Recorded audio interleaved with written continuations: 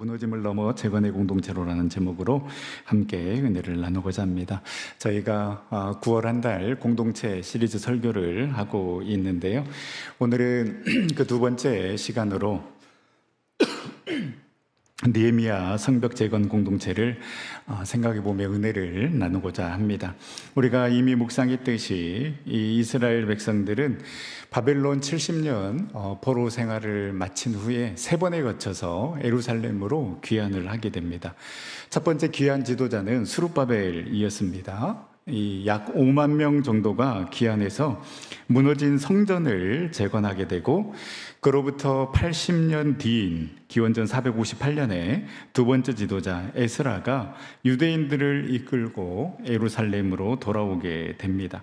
이 에스라가 예루살렘에 도착해 보니 이 먼저 와 있는 유대인 귀환자들이 이 성전을 재건해 놓기는 했지만 그 후손들이 하나님을 바르게 섬기지 않고 있었던 것입니다. 우상을 섬기는 민족들과 결혼을 하고, 그러므로 인해서 타락하고 부패했고 자포자기의 삶을 살아가고 있었던 것입니다. 이런 모습을 본 에스라는 자기 민족이 처한 위기는 하나님의 말씀을 망각한 데 있다라고 판단을 하고, 백성들을 다 모아놓고 피를 토하는 심정으로 하나님의 말씀인 율법서를 낭독합니다. 이 에스라의 노력으로 영적 부흥은 가져왔지만 예루살렘 성벽은 여전히 재건하지 못했습니다. 성벽이 없으니 살만하면 적들이 와서 마을에 불을 지르고 재물을 훔쳐갔습니다. 그러니 농사도 마음 놓고 지을 수 없었습니다. 또한 하나님께 예배 또한 제대로 드릴 수가 없었습니다. 한마디로 불안하고 힘든 삶을 살아가고 있었는데요. 그렇게 에스라가 백성들을 이끌고 두 번째 예루살렘으로 귀환한 후 12년 후에 느헤미야가 지도자가 되어서 3차 귀환을 하게 되는데요. 우리가 잘 아는 것처럼 예루살렘의 멸망 후에 142년의 세월 동안 이 예루살렘 성벽을 건축하지 못했습니다. 그런데 느헤미야와 이스라엘 백성들이 단 52일 만에 성벽을 건축하게 됩니다.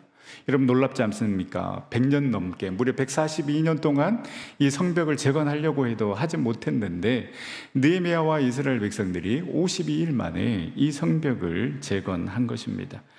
물론 가장 첫 번째는 하나님의 인도하심, 역사하심이 있었고, 두 번째는 느헤미야의 리더십이 있었습니다. 그리고 세 번째는 백성들의 연합된 힘이 있었는데요. 그 연합된 모습을 가장 잘 보여주는 모습이 바로 느헤미야 3장에 기록되어 있습니다. 오늘 말씀을 통해서 이 느헤미야와 백성들이 어떻게 무너진 그 성벽을 재건했는지 묵상하며 우리 전성교회도 어떻게 더 견고한 공동체를 만들어 가야 하는지에 대한 답을 찾는 시간이 되기를 소망해 봅니다. 먼저 느헤미야가 어디서부터 이 공사를 시작했는지 생각해 볼 필요가 있습니다. 느헤미야는 공사의 시작을 북쪽의 양문에서부터 시작하여서 시계의 반대 방향으로 차례로 성벽 재건 공사를 한 후에 다시 양문에서 끝나게 되는데요. 1절 말씀에 보면 그때 대제사장 엘리야십이 그의 형제 제사장들과 함께 일어나 양문을 건축하여 성별하고 문짝을 달고 또 성벽을 건축하여 한메아 망대에서부터 하나넬 망대까지 성별하였고. 여러분 이제 지도에서 보시는 것처럼 왜 느헤미야와 이스라엘 백성들이 바로 이 양문에서부터 성벽 공사를 시작했을까요? 예로부터 주로 북쪽에서 공격을 해오는 적들 때문에 북쪽 성벽이 완전히 무너지고 황폐되어 여기서부터 공사를 시작할 수 있었을 것입니다. 그러나 보다 중요한 이유는 사람들이 제사에 바칠 양들을 몰고 들어오는 문이 바로 이 양문이었습니다. 이 양문은 성 밖에서 성전으로 이어지는 문이었습니다.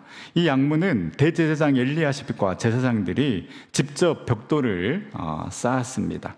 그리고 이 제사장들은 양문을 건축한 후에 성벽 재건 공사가 아직 완료되지 않는 상황에서 이를 먼저 성별하였다라고 기록하고 있습니다. 성별하였다라는 것은 봉헌하였다라는 것입니다. 그래서 이 양문을 성별할 때 문과 성전을 지키는 한매와 망대부터 한하늘 망대까지 함께 성별하였습니다. 거룩히 성별된 양문과 망대로부터 그 다음으로 이렇게 계속해서 연결되어서 다시 양문으로 와서 이 예루살렘 성벽이 52일 만에 재건되게 되는 것입니다. 성벽 공사의 시작과 끝, 알파와 오메가가 양문이며 대제사장이 그 문을 손수 다시 건축하고 거룩히 성별하여서 봉헌하였다라는 것은 이 성벽 공사 전체의 목적을 분명히 보여주고 있는 것이라고 할 수 있습니다. 바로 이 성이 하나님을 예배하는 성으로 다시 세워지고 있음을 밝히고 있는 것입니다. 그래서 이 성벽 공사가 단순히 어떤 적들로부터 침입을 막기 위한 이 성벽 재건축이 아니라 하나님을 예배하고 거룩히 구별된 백성으로 다시 세워지기를 원하는 마음으로 이 성벽을 재건하고 있고, 이 성벽 재건의 그 시작이 바로 양문에서부터 시작하여서 양문으로 끝나게 되었다라는 것입니다. 양문으로 시작하여서 양문으로 끝나는 이 예루살렘 성벽 공사, 그리고 성벽이 다 완성되지 않았음에도 불구하고 이 양문을 거룩히 성별하여서 봉헌하였다라는 것은 우리에게 주는 도전은 무엇입니까? 사랑하는 도전교회 성도 여러분, 우리가 신앙생활하면서 가장 먼저 건축되어야 할 문은 바로 하나님을 예배하는 이 영적인 양문이 견고히 세워져야 할 줄 믿습니다. 완전히 다시 건축되어야 합니다. 완전히 다시 새롭게 건축되어질 때 우리에게 소망이 있고 우리가 회복되는 것입니다. 양문은 성 밖에서 성전으로 연결시켜주는 문이기 때문에 이 양문이 제대로 세워지지 않으면 성 밖에서 성전으로 들어올 수 없습니다. 그리고 성전에서 성 밖으로 나갈 수도 없는 것입니다.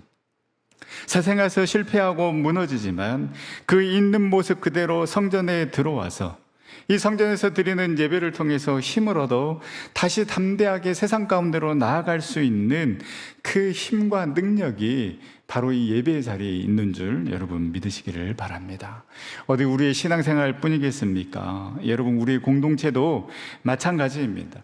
지난주 이제 교구 개편을 앞두고 우리 새로운 구역장들이 모였습니다.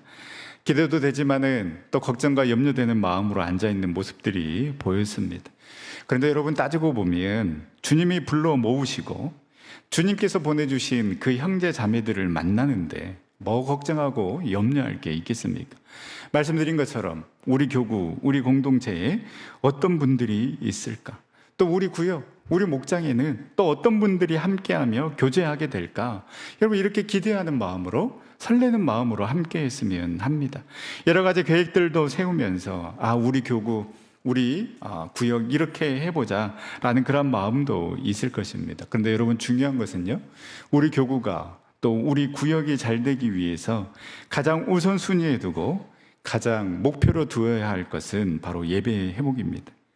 느헤미야와 이스라엘 백성들이 성벽을 재건할 때 적들이 쳐들어올 수 있는 루트인 북쪽 문부터 재건한 것이 아니라 양문에서부터 성벽을 재건한 이유를 우리는 분명히 알아야 합니다. 우리 공동체가, 우리 목장이, 우리 구역이 살기 위해서는 행사가 중요한 것이 아니라 먼저 예배가 회복되어야 하는 것입니다. 그래서 어떻게 하면 우리 안에 예배가 회복될지, 어떻게 하면 이 영적인 양문을 재건해야 할지 고민해야 하는 것입니다.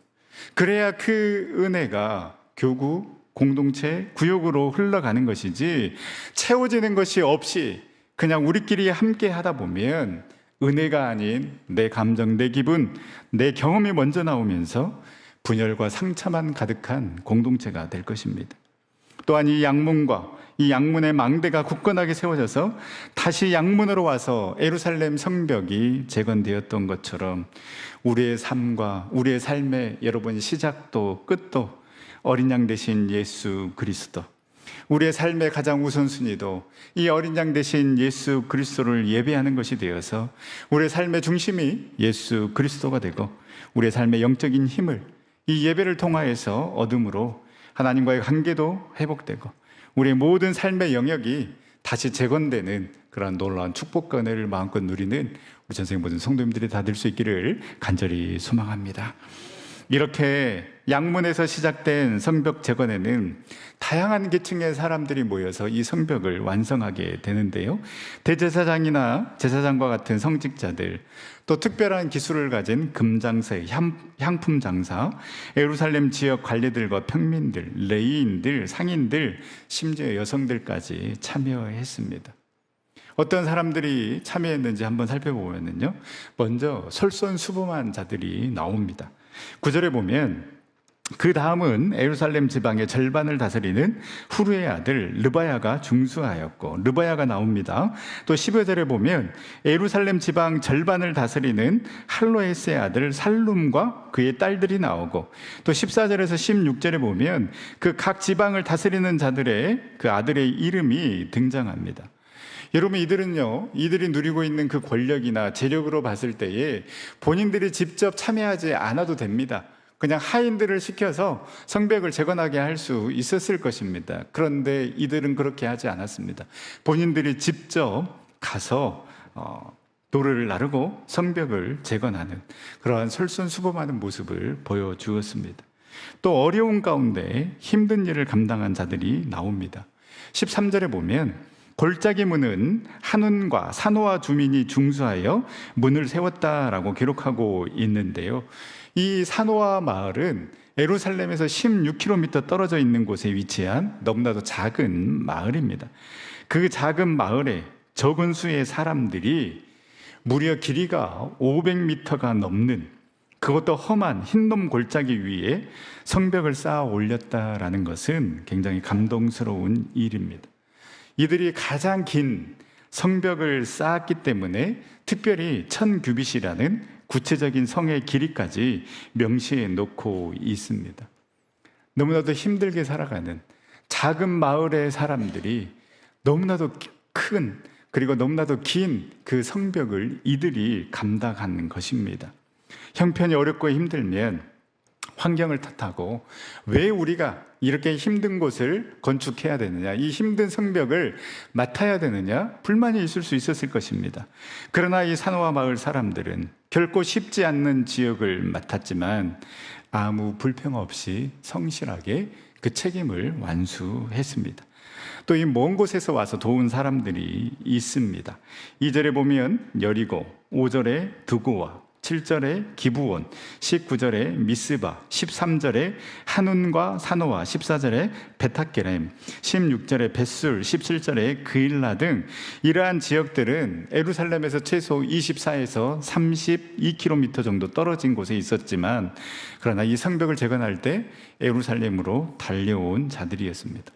이들은 사실 생각해 보면 이들이 사는 곳은 이 안전과 크게 상관이 없는 안전한 곳에 살고 있는 사람들입니다. 그런데 이 안전 문제나 이해관계에 직결되지는 않았지만 하나님과 온 유다 백성의 영광을 위하여 이 먼 곳에서 자발적으로 원정을 와서 동족을 도와주는 것입니다. 여러분, 불변의 진리가 있죠. 학교 다닐 때 꼭 늦는 사람 보면은 가장 가까이에 있는 사람이 꼭 지각을 합니다. 아마 10분만 자다가 5분만 더 자다가 이렇게 아마 지각하는 경우가 많을 겁니다. 여러분, 교회도 마찬가지입니다. 예배 시간에 늦는 분들, 통계적으로 정확한 건 아니지만 대체적으로 가까이에 계신 분들이 늦게 옵니다. 저희 3부 이 시간만 해도요, 멀리서 오시는 우리 어르신들이 제일 일찍 옵니다. 물론 버스 시간이 그렇게 될 수밖에 없어서 일찍 오시는 것도 있을 수 있겠지만은요, 그러나 여러분, 쉽지 않습니다. 그 자체가 쉽지 않다라는 것입니다. 교회를 사랑하는 마음이 크기 때문에 그 불편함을 감수하면서 새벽에 나오시는 것입니다. 혁신에 있는 새벽에 나오는 사람들보다 오히려 1시간 거리에 떨어진 우리 어르신들이 훨씬 더 새벽 기도에 많이 나옵니다. 뭔가 이상하지 않습니까? 뭔가 찔림이 있지 않습니까? 비가 오나 눈이 오나 예배의 자리, 기도의 자리 그 멀리서 지키시는 겁니다. 이들도 멀리 있었지만 같은 민족이기 때문에 그 먼 길 마다하지 않고 자발적으로 와서 성벽 재건에 힘을 보탠 것입니다. 자기들이 희생하여 참여한 자들이 나옵니다. 8절에 보면 그 다음은 금장색 하레야의 아들 우시엘 등이 중수하였고 그 다음은 향품 장사 하나냐 등이 중수하되 그들이 예루살렘 넓은 성벽까지 하였고, 또 31절에 보면 금장색 말기야와 32절에 이름을 밝히지 않는 금장색이 출현합니다. 이들은 평생 힘든 노동이라고는 해보지 않은 사람들입니다. 이 무엇보다도 금을 다루는 세공업자들이나 향품 제조업자에게 이 부드럽고 정교한 손이 너무나도 중요합니다. 그럼에도 손을 다치거나 물집이 생길 수도 있는 큰 돌을 나르고 쌓는 작업에 기꺼이 참여했다라는 것입니다. 가족의 반대를 무릅쓰고 참여한 자도 있습니다. 30절에 보면 사랍의 6째 아들 한온이 한 부분을 맡아서 중수했다라고 기록하고 있는데요. 왜 하필이면 이 6째 아들이라고 언급을 했겠습니까? 한온의 형제들은 이 성벽 재건하는 일에 참여하지 않았지만, 그러나 사랍의 6번째 아들 이 한온만은 참여했다라는 것입니다. 그렇기 때문에 기록한 것을 봤을 때에 가족의 반대를 무릅쓰고 아마 이 한온은 참여한 것 같습니다. 특별히 힘써 중수한 자도 있습니다. 20절에 삽배의 아들 바룩이 한 부분을 힘써 중수하여라는 표현이 나오는데요. 다른 사람들의 경우에는 그냥 중수하였다라고만 기록되어 있지만 이 바룩의 경우에는 힘써 감당하였다라는 표현을 의도적으로 사용한 것을 보면 그 누구보다도 더 열심히 헌신하였다라는 것을 알 수 있습니다. 17절에 바니의 아들 루비 나오는데요. 레위 사람입니다. 당시 레위 사람들은 이 제사장의 직분을 맡아서 성전 봉사의 임무를 수행하고 있었는데 그 숫자가 몹시 적어서 눈코 틀 새 없이 굉장히 바빴을 것입니다. 그런데도 그 바쁜 시간을 쪼개어 성벽 재건의 사업에 적극 참여했습니다. 우리가 늘 핑계대는 말이 있습니다. 바쁘니까, 힘들어서, 피곤해서 라는 말을 우리는 너무 많이 합니다. 그러나 여러분, 진정한 헌신은 바쁜 사람이 없는 시간 쪼개어 살면서 드리는 것이 진정한 헌신입니다. 애들 대학 보내면, 은퇴하면, 좀 더 벌면 이렇게 핑계대면은요, 그때 가서 우리는 또 새로운 핑계거리를 찾을 수밖에 없습니다. 우리가 바쁘다고 핑계대는 것이 아니라 건강 주시고 시간 주시고 기회 주실 때에 내 맡은 부분의 그 주님의 일을 감당하는 저와 여러분들이 될 수 있기를 간절히 소망합니다. 이렇게 모두가 각자의 위치에서 할 수 있는 만큼 참여했는데 유일하게 이 느헤미야 3장에 부정적인 언급이 나오는데요. 5절 말씀에 보면 그 다음은 두고와 사람들이 중수하였으나 그 귀족들은 그들의 주인들의 공사를 분담하지 아니하였으며, 유일하게 이 두고와 귀족들은 이 공사에 참여하지 않고 그냥 구경꾼으로 있었습니다. 두고와 귀족들은 참여하지 않고 구경꾼으로 있었는데 놀라운 사실은 이 두고와 평민들은 오히려 두 몫을 감당했다라는 것입니다. 두고와 평민들은 귀족들과 달리 어문 성벽을 세우는 데 참여했고 27절에 보면 수문의 성벽을 세우는데 다시 한번 이 두고와 평민들이 등장하게 됩니다. 귀족들 너희들이 하지 않았으니 우리가 두 몫을 감당하겠다라는 마음으로 이 두고와 평민들은 두 곳의 성문을 감당하게 된 것입니다. 이렇듯 예루살렘 백성들은 각각의 모양대로, 달란트대로, 은사대로, 그리고 중요한 것은 할 수 있을 만큼의 그 사역을 감당했기 때문에 52일 만에 이 성벽을 재건할 수 있었던 것입니다. 이 느헤미야 3장이 우리에게 주는 도전은 무엇입니까? 여러분, 첫 번째는 내가 감당할 수 있을 만큼만 감당하면 되는 것입니다. 아무것도 하지 않는 것보다 할 수 있는 것 조금이라도 감당하는 것이 여러분 기적의 시작이 되는 것입니다. 오늘 느헤미야서 3장 말씀에 계속해서 나오는 표현이 바로 그 다음은입니다. 그 다음은 이 그 다음이라는 말이 2절부터 시작해서 29번이 계속해서 등장합니다. 당시 성벽을 재건할 때 각자 그 맡은 부분을 담당하고 다른 사람이 그 옆을 담당하는 식으로 일을 했기 때문에 142년간 방치되었던 이 예루살렘 성벽을 52일 만에 재건할 수 있었던 것입니다. 아름다운 공동체의 모습이라고 할 수 있습니다. 각자 자신에게 맡겨진 그 구역을 책임졌습니다.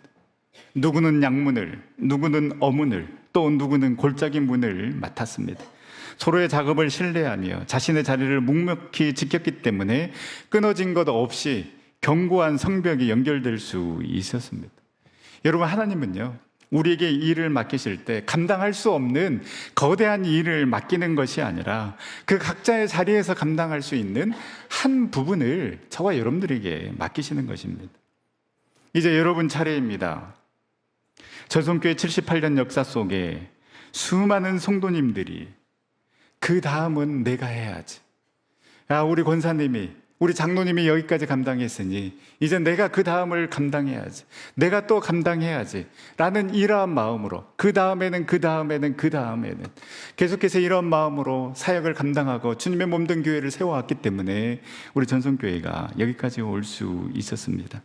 이제 우리에게 그 다음의 사명이 주어졌습니다. 구경꾼으로 있지 마시고 나에게 맡겨진 그 다음의 구역을 감당함으로 주님의 몸된 교회를 계속해서 든든하게 세워가는 저와 여러분들 될 수 있기를 간절히 소망합니다. 구역장으로부터 내가 사랑을 받았기 때문에 부족하지만 그 다음에 내가 구역장으로 세워져서 사명을 감당하는 것입니다. 또 그 사명을 감당하다 보면 또 누군가가 나로 인하여서 감동을 받고 저렇게 해야 되는구나, 저렇게 구역장 감당하는구나, 저렇게 교사하는구나, 저렇게 섬기는구나 헌신하면서 그 다음에는 계속해서 78년 동안 우리 전성교회가 이렇게 세워져 왔다라는 것입니다. 나에게 주어진 그 목 외면치 마시고 감당하여서 주님의 몸된 교회를 든든하게 세워가는 우리 전생의 모든 성도님들이 다 될 수 있기를 간절히 소망합니다. 그리고 두 번째는 함께 감당하면 되는 것입니다. 한 사람의 10걸음보다 10사람의 한 걸음이 훨씬 더 힘이 있고 강력합니다. 그래서 빨리 가려면 혼자 가고 멀리 가려면 함께 가라는 말이 있지 않습니까? 느헤미야 3장을 읽어보면 그 어디에도 목수나 석축공과 같은 건축 전문가들의 이름이 등장하지 않습니다. 예루살렘 성벽 중수 작업은 전문가들이 모여서 뚝딱 해낸 것이 아니라 정말 평범한 사람들이 모여서 그래서 그 다음에는 내가 맡은 그 부분들을 감당함으로 인하여서 기적을 만들어낼 수 있었던 것입니다. 저희 교회는 빛 가운데로 걸어가는 교회입니다. 그래서 2021년부터 성전 봉헌을 위한 한구자 100만 원, 그래서 청구자를 만들어 보자라고 해서 청구자 운동을 실시했습니다. 처음에는 2021년도에 시작했을 때 처음에는 이거 어떻게 이 청구자를 채우나 너무 막막해 보였습니다. 그런데요, 올해 4월 27일 주일, 그러니까 4년 4개월 만에 청구자를 채웠습니다. 코로나 기간이 3년 정도 있었고 그 여파로 얼마나 힘들었습니까? 경제나 살림살이도 너무 많이 어려운 때였지만 우리 성도님들의 눈물 나는 그 헌신으로 감당할 수 있었습니다. 제가 주보를 찾아보다가요, 좀 깜짝 놀랐는데 우연인지는 모르겠는데 처음 시작은 담임 목사니까 시작해야 되지 않겠습니까? 그래서 제가 두구자로 시작을 했는데 궁금한 겁니다. 그러면 도대체 청구자는 누가 했을까라고 이렇게 이제 주보를 보니까요, 제 이름이 있더라고요. 네, 그랬다라는 것입니다. 그러면서 보면서 더 잘 감당하라는 하나님의 사인으로 받아들였습니다. 자녀 결혼했다고, 또 슬픔 가운데 있지만 우리 전성교회 성도님들이 찾아와 주셔서 은혜 가운데 장례 잘 마쳤다고, 그리고 청년 중에는 결혼 자금으로 마련한 금액을 그대로 봉헌헌금으로 드린 청년들도 있었습니다. 유산으로 받은 엄청난 큰 금액을 드린 집사님 가정도 있었습니다. 자녀들 손자녀들 이름으로 봉헌하신 분들도 계시고, 눈물나게 감사한 것은 우리 어르신들의 헌금이었습니다. 자녀들에게 받은 용돈 모아서 내가 어디다 쓰겠냐고, 빨리 우리 교회 성전 봉헌하는 거 보고 싶다고. 그래서 우리 목사님, 정말 힘든 때 왔는데 마음껏 사역할 수 있도록 했으면 좋겠다라고, 그 귀한 금액 드릴 때마다 눈물로 기도하지 않을 수 없었습니다. 그렇게 1032명의 귀한 사연들이 모이고 모여서 여기까지 올 수 있었습니다. 여러분, 한 사람이 어떻게 그 큰 금액을 감당합니까? 한 사람이면 감당 못합니다. 그러나 함께 하다 보니 감당할 수 있게 되는 것입니다. 작년에 우리가 월드비전과 함께하는 6km 기부론 행사를 했는데요, 이 6km는 아프리카 사람들이 우물까지 가는 거리가 6km라고 해서 우리가 1인당 3만 원을 내고 6km를 걸으면 건강도 챙기고 의미 있는 행사인 것 같아서 우리가 작년에 실시를 했습니다. 그래서 우리 전성교회 이름으로 아프리카에 우물 하나를 팠는데요, 이 아프리카에 우물 하나 파는데 1,000만 원 정도가 들어간다고 하는데요, 혼자 감당하면 너무나도 힘들지만은, 그러나 330명 정도만 참여해 주시면 어떻습니까? 우리 전성교회 여러분들의 이름으로 아프리카에 우물 하나를 팔 수가 있는 것입니다. 함께 하라고 주님께서 우리를 부르셨기 때문에 여러분, 함께 하면 기적이 일어나고 공동체뿐만 아니라 참여하는 나에게도 하나님께서 은혜를 베풀어 주심을 믿고, 여러분 주저하지 마시고 공동체 모임에, 구역 모임에 참여하셔서 두세 사람이 모인 곳에 역사하시는 그 하나님의 놀라운 은혜를 경험하는 우리 전세계 모든 성도님들이 다 될 수 있기를 간절히 소망합니다. 그리고 이 느헤미야서 3장이 우리에게 주는 도전은 내가 조금만 더 감당하면 되는 것입니다. 주신 은혜가 있다라면, 주신 축복이 있다라면 조금 더 내가 감당하면 되는 것입니다.